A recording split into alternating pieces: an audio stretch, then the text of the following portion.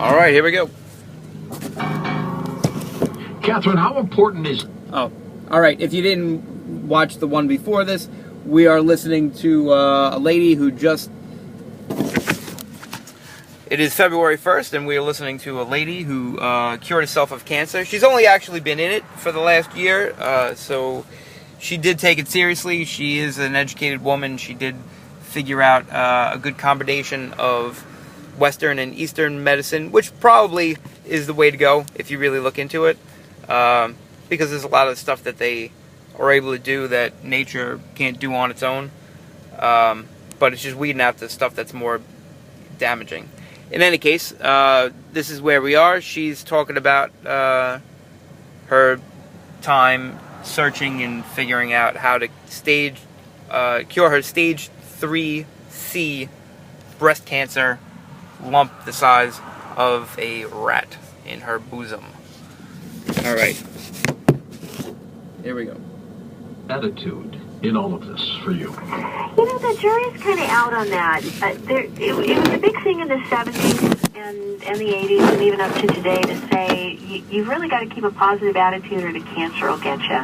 And what we do know, based on the research, and again, I'm always looking at research, we know that your attitude affects your immune system. Sure does. If you are attitude is everything. Fighting, they can actually measure whether they can take people who are in happy relationships and people who just had a fight with their. Oh, awesome! She's about to tell you something along the lines of, no matter how bad you eat, basically, it's I mean maybe it's not, you can't eat complete garbage, but if you don't pay attention to what you're eating, but you're happy all the time, that's all you need. Your body needs to be happy. And if you're not happy and you're stressed out, if there's any kind of stress going on, you really better be paying attention to what you're putting in there. Because what you're putting in is what your body has to work with.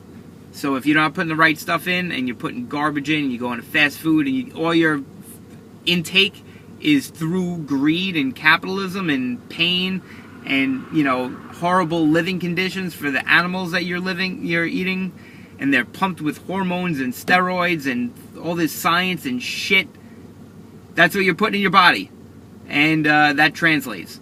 And then on top of it, because you're not sufficiently full of nutrients and you're deficient of the proper amount of water to flush out all the acid that your body produces to break down all the stuff that you're eating that you're not supposed to eat,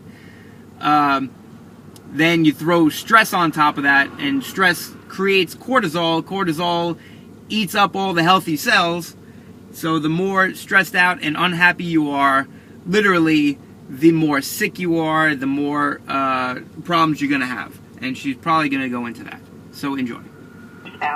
And they can actually see measurable differences in their immune response because we are very susceptible to stresses. And so attitude, what is attitude really other than a measure of how much goodness and how much stress and how much of all of these things are going on in our lives? And yes, I believe that the people who have, you know, the strong, strengthened immune systems, who have the strong, healthy bodies, are the ones who are less likely to get cancer in the first place. And if they do have a genetic predisposition, which I may well have, because my mother's aunt and my aunt both died of breast cancer, if you do have that going on and you do wind up with breast cancer, the positive attitude keeps you, first of all, going so you can get through the treatment. You have to put one foot in front of the other to get through that. And I think it's going to play a big role for me in how willing I am to do the research and do the work and do the things that I need to do to get better. So, you know, that's kind of a convoluted way of saying it's not the magic bullet, but it plays a role. All right, let's go to final calls now, Catherine. La Quinta, California. It's Jeff Stern. Go ahead, Jeff. Hey, George. Thanks for taking my call. Sure thing. I honestly think you're both doing God's work here, getting this information out. I have a comment and a question. All right. My comment is, you know, my sister had breast cancer, and I don't know whether it's the insurance that dictates what kind of, you know, service you get, but they found it. They gave her a double mastectomy. Oh, fuck.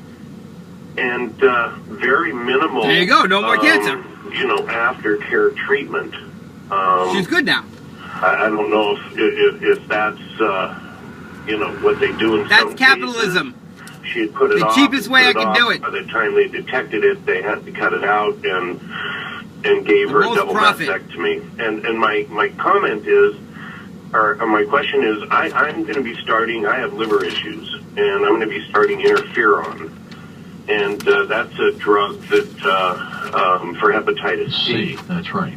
And it does the same thing. I went through one trial of it, and it wasn't successful, and they have a new medication out. But it's the same type thing where I inject myself with this low-grade chemotherapy kind of stuff, 3 times a week, and I do that for like 9 months. Okay, and you've got what, do you have Hep C? Yes, sir, I do. You do. And I'm sure your liver profile is out of whack, right? Out of whack. And every time I've asked them, George, about milk thistle and that type of stuff, they tell me, just stay away from all that. Just stay away from all that. You don't need to put anything into your body. Just eat a healthy diet, lose some weight. I've done that. And once you go on the chemo or on the interferon, you automatically lose weight. Your hair thins and you become a bear. You're just not the right person. You become depressed. And I'm willing to go through all of this, to put this at bay. I'm in my 50s. And well, when I was about 35, I had a liver profile test, and those numbers were out of whack, to the point where the doctor thought I might have had hepatitis C. He checked again and said, no, you don't. I don't know what's wrong. They checked to make sure I didn't have liver cancer and all that. I started taking milk thistle, and I got to tell you, I went back about 6 months later, brand new liver profile test, all normal. And they've been normal ever since. Can I say something about milk thistle? Yep. As a mushroomer, and we talked about this earlier, and you said, oh, that's really dangerous. Well, there's one really toxic mushroom that's in the Amanita family. And if you eat so much as a little piece of it the size of an aspirin pill, you can wind up in toxic liver failure within 3 days and die. And if you go to your local hospital and they say, oh my gosh, you've eaten a toxic mushroom, they will call up the central mushroom experts and they will be told to give that patient milk thistle. This is how I first learned about it, because as a mushroomer, we all know about Amanita toxins and Amanita poisoning, which will kill you deader than dead. And they have actually found that the milk thistle that they administer, that's what they give you. They don't have anything else. There's no anti-venom. and Jeff, it won't hurt you. Milk thistle, I kid you not. This is what they do in the emergency room hospitals for people who have eaten Amanita mushrooms. They give them milk thistle, and in an amazing number of cases, these people completely turn around and they survive, because the liver is this amazing regenerative organ. Now, I'm not a doctor. I don't, treat whatever medical conditions, blah, blah, blah. But I can say, get on, and this is what I say for anything. You want to know, does milk thistle work or not work with hepatitis? You want to know, does baking soda cure or not cure? Is lemon juice going to fix whatever? Go on to PubMed. This is my one tip for research. PubMed. Just, go to Start Page or Google, wherever you go. That keeps coming up. Look up PubMed, just like it sounds, PUBMED. It's a website, and it's wonderful, of all of the medical research on anything. And so literally, as you were talking here, I went on to PubMed, and I looked up milk thistle hepatitis. And there's a whole ton of articles that came up as a result on PubMed. This is a free online searchable database of medical research. 55 articles that contain those two phrases. Now, I don't know what they say. It would take me some time to read through them, and you may need somebody with a little bit of, a medical background or an ability to kind of read through this stuff for you. But that's the cool thing about the internet. It's all there at your fingertips. You don't have, you can do the research, and sometimes patients are even taking things off of PubMed, printing it out, and taking it to their oncologist. It's what I did with the Coriolis mushroom. I printed out the PSK studies from Japan, where they're using this on chemo patients in Japan, and I printed it out from PubMed, and I said, here, look at this. And my oncologist went, oh. So oftentimes we can find things that they don't even know about in the medical research. So, do your homework. Don't do anything your doctor says not to do. But you can sometimes educate your doctor by taking an article and saying, look at this, and this is why I want to do it. And that's how I got my oncologist to agree to me taking, the Coriolis and the milk thistle and the CoQ10 and the resveratrol and all the stuff I'm taking. You have to do that, and it won't hurt you. You got to be an advocate. I can't say it won't hurt you. What won't hurt you is doing the research and taking the research to your doctor. And if your doctor won't even look at it, maybe you need a new doctor. If your doctor will look at it and engage it with you and say, yes, that's what it says, but in your case, here's the circumstance of why I don't want you to do it, then, listen. Yeah, but I haven't seen any toxicity with milk thistle. I can't answer that. I don't know. I haven't done the research on toxicity. I just know for my particular case, my liver numbers were through the roof. They were completely out of whack. And milk thistle normalized them. Yep. And I knew it would because of the mushroom experience with all those toxic, poisoned mushroom people who turn their livers around. I figure if they can do it, why wouldn't it help with chemo? And the only thing you want to find out, though, is if you're going to do something like that, is it going to interfere with the treatment? And sometimes these things filter through the same metabolic pathways. And if you're going to, like when I would get chemo, there were certain supplements I had to stop for 48 hours beforehand. And I had to stop them because they filtered through the body through the same metabolic pathways, and they would have blocked the places the chemo needed to go. So this is the kind of stuff I just had to let it fly out. But your doctor may know it. And so February when your doctor 1st. says, don't do this, ask him why. And if it's just, well, It's going to be 60 degrees I don't know, today. just eat right, that's not a good enough answer. Look at this research and tell me why I should not do it. The and pollen count's going to be high on Friday. Pathways and other things, then you go, well, maybe they know something I don't. All right, back to the calls, North Carolina. Mike, it's your turn. Go ahead, Get Michael. it? Good morning. Hello, George. Hello, Catherine.